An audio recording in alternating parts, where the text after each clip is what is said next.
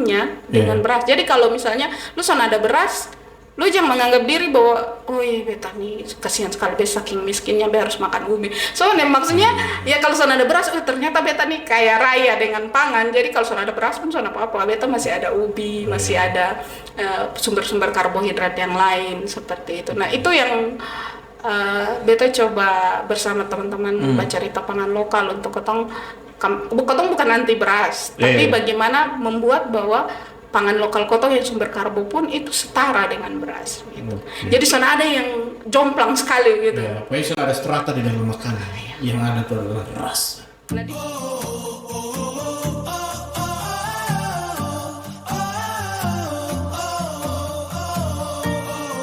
pangan lokal ini kalau kota di khususnya Pulau Timur sendiri sudah ada beberapa mungkin dalam kayak sudah ada komunitas tertentu yang bahas ini atau banyak sebenarnya ada beberapa teman-teman yang beta tahu penggiat lah kita pilih istilah penggiat pangan lokal yang sudah dahulu beta juga sudah dahulu dari Bapak Lok sendiri juga itu sudah ada, karena bagi beta ini bukan sebuah kompetisi untuk bicara soal pangan lokal, karena kalau kotong bicara untuk mengubah persepsi seseorang, kotong bicara soal gerakan bersama.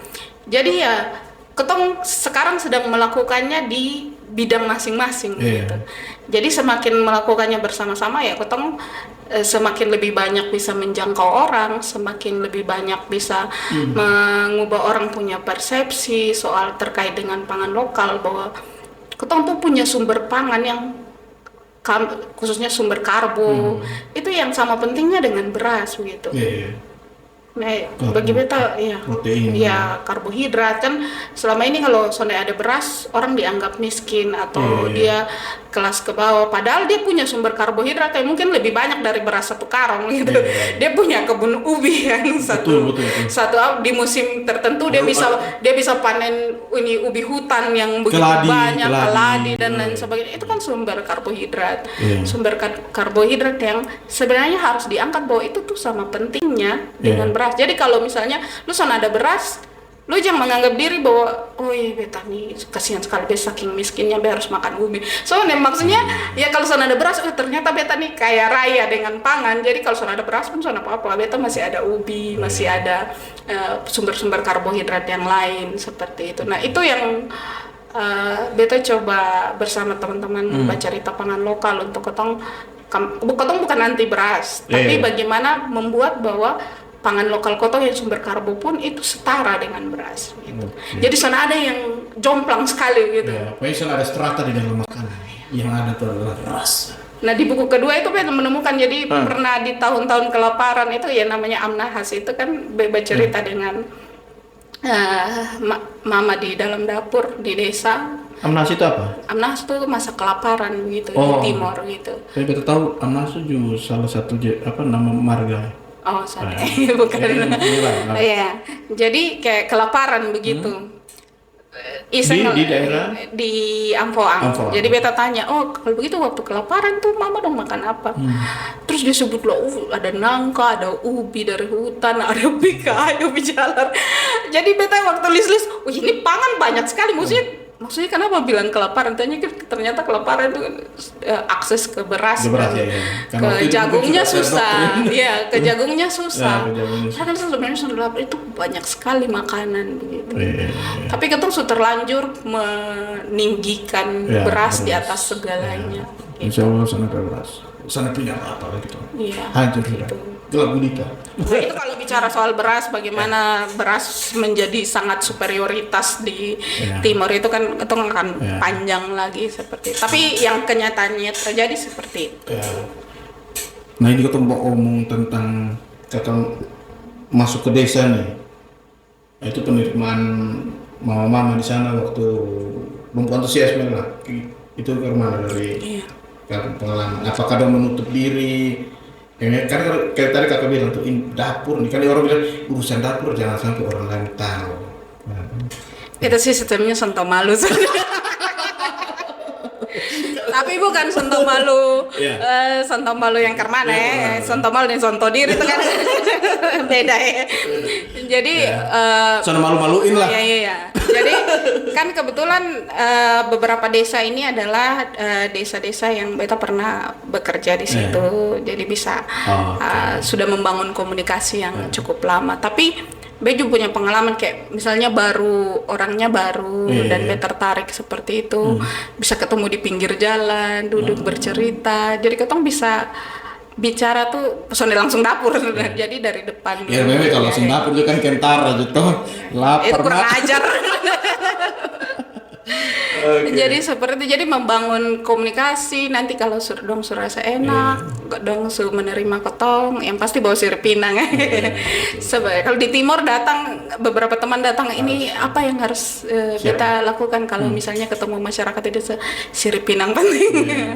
Kadang-kadang kalau masuk di dapur kan kadang-kadang istilah itu kan bagian belakangnya rumah.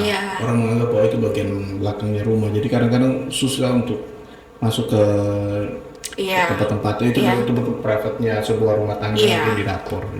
Jadi kalau ketemu sebenarnya sudah diterima di dapur, bercerita di situ, itu sebuah penerimaan yang bagi beta.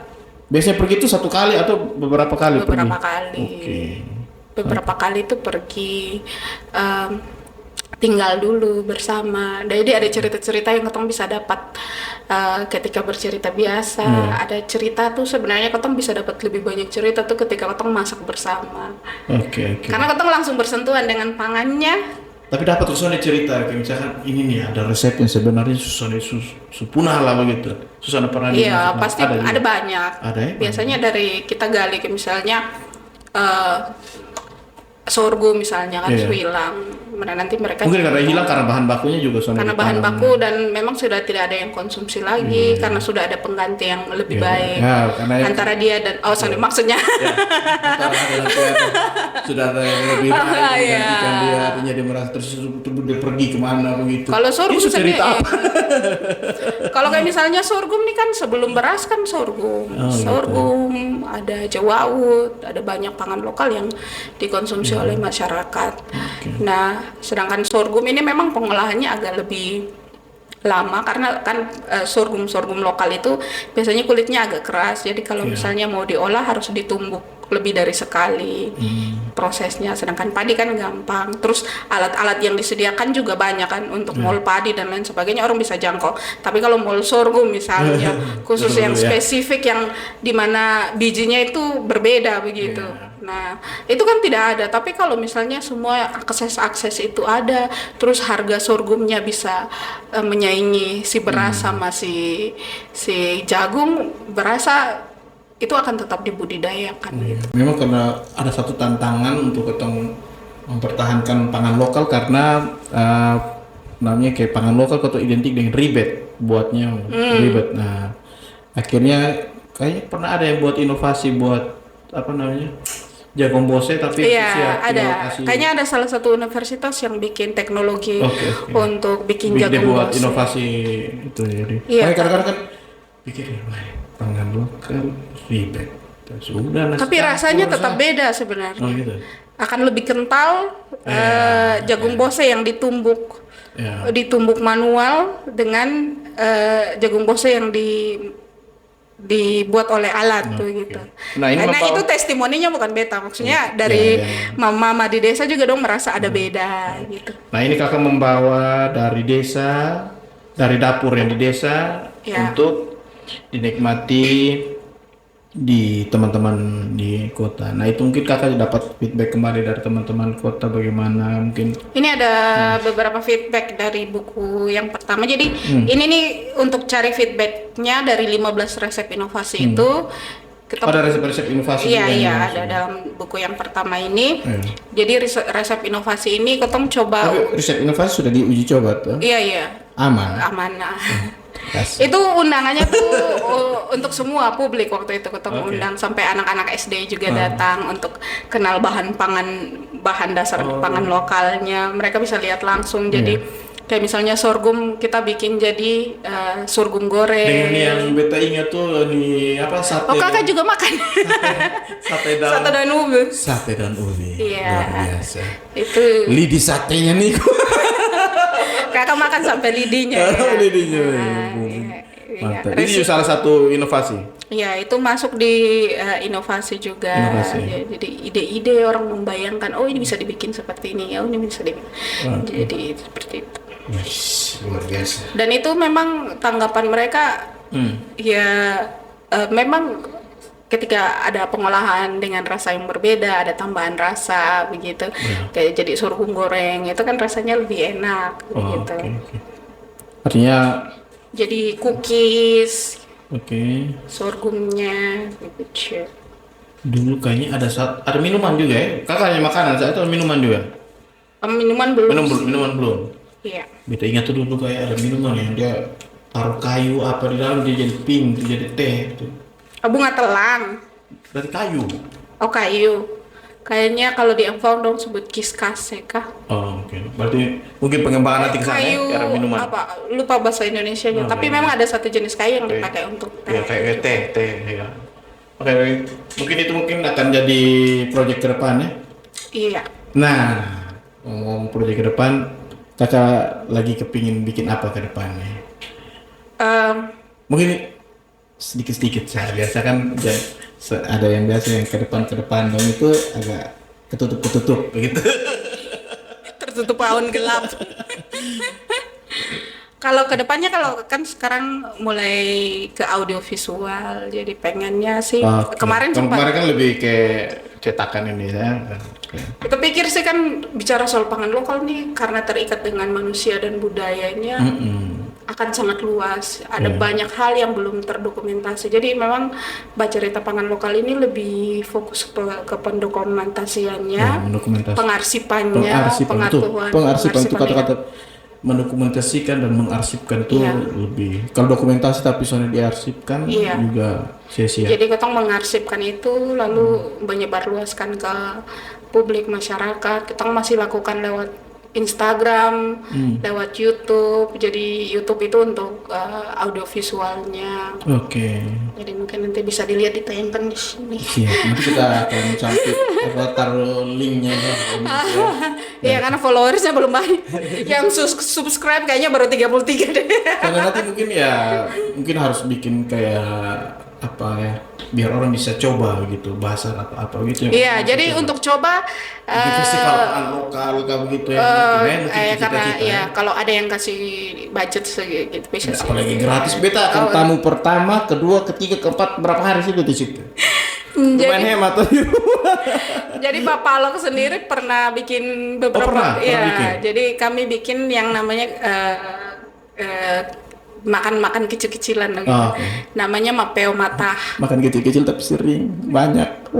Namanya Mapeo Matah nih dari bahasa Buat di Kupang sini. Iya. Jadi itu artinya bercerita sambil makan. Itu diinisiasi oleh salah satu teman namanya Nela dari Kalimantan Brau. Jadi waktu itu dia residensi di Bapalok 2 bulan.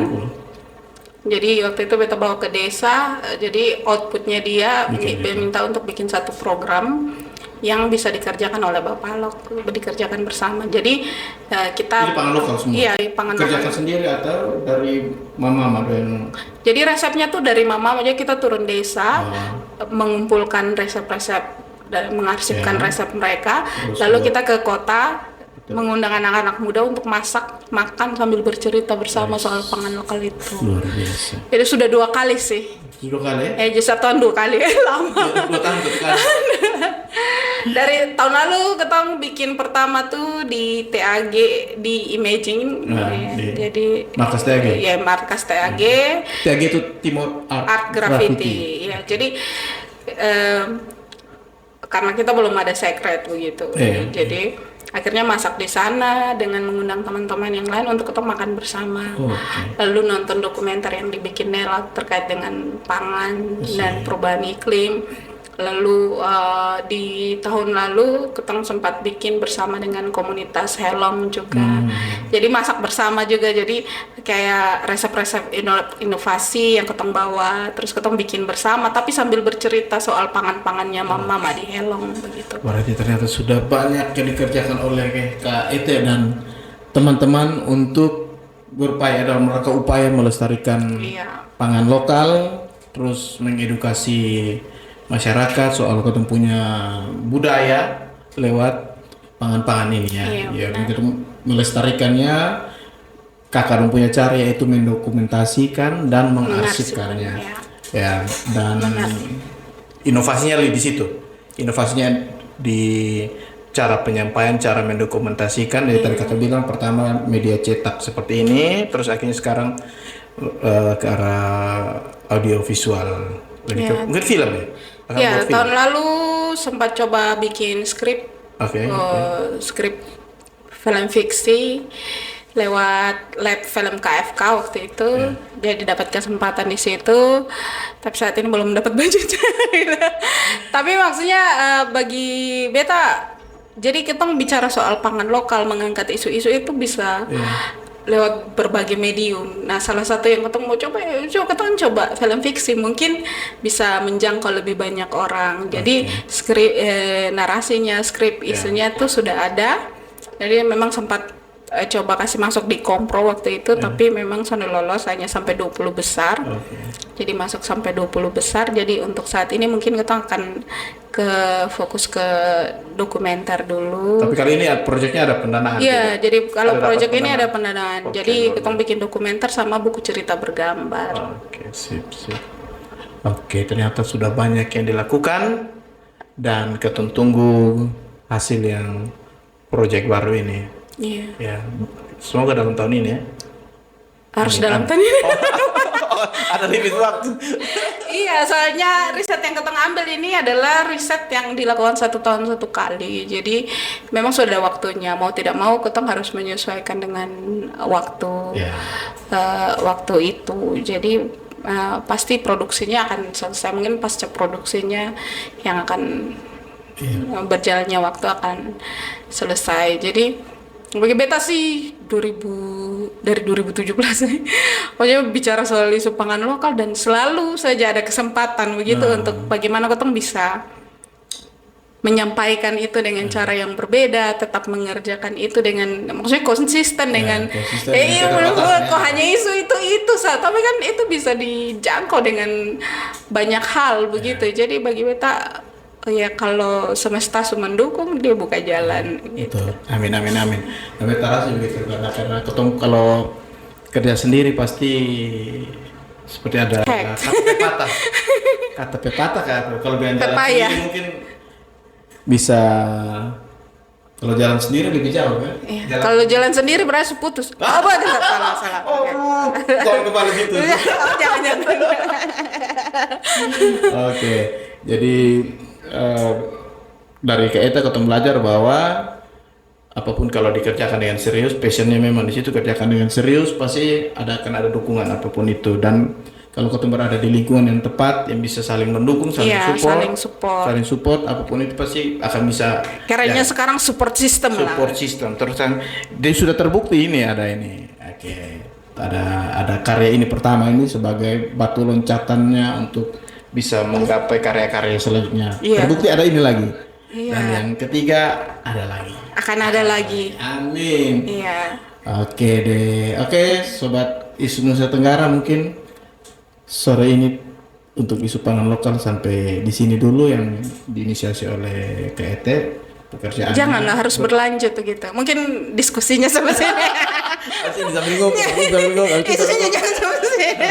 Jadi kakak pekerja juga artinya kerja yang niatnya adalah melestarikan kebudayaan, akhirnya menjadi sebuah proyek kolaboratif yang melibatkan teman-teman yang punya kreativitas, entah di menulis, punya kreativitas di foto, punya kreativitas di ilustrasi. Artinya kan kegiatan-kegiatan seperti ini makanya membuat ekosistem industri kreatif di NTT bisa tumbuh subur, hidup begitu. Jadi bagi beta salah satu cara mengkampanyekan pangan lokal juga adalah meminta teman-teman untuk berespon terhadap hasil riset, berespon terhadap isu yang beta sudah temukan di dalam pangan lokal, lalu mereka merespon dengan cara yang berbeda, dengan secara tidak langsung mereka akan juga terpapar dengan pangan lokal ini. Jadi lupa waktu itu di Jogja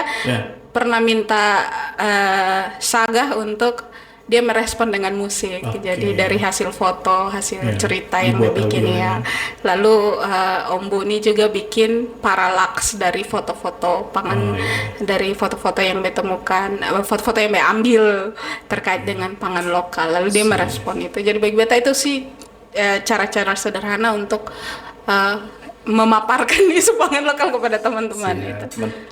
Artinya orang-orang di balik kerja kreatifnya ini pasti kita akan undang juga ke sini, waktunya kapan, tapi tergantung apa waktu ya teman-teman juga, karena Ketong Isu Nusa Tenggara bukan hanya bicara soal kebudayaan tapi pariwisata dan juga ekonomi kreatif dan industri kreatif.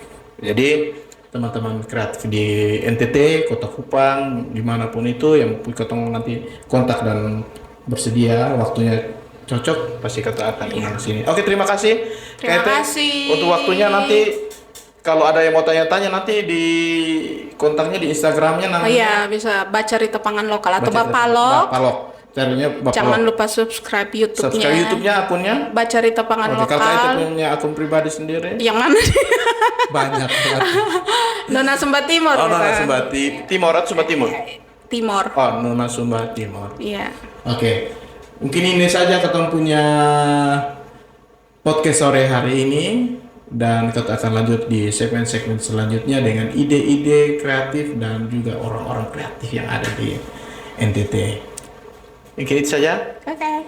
Bye. Thank you. Terima kasih.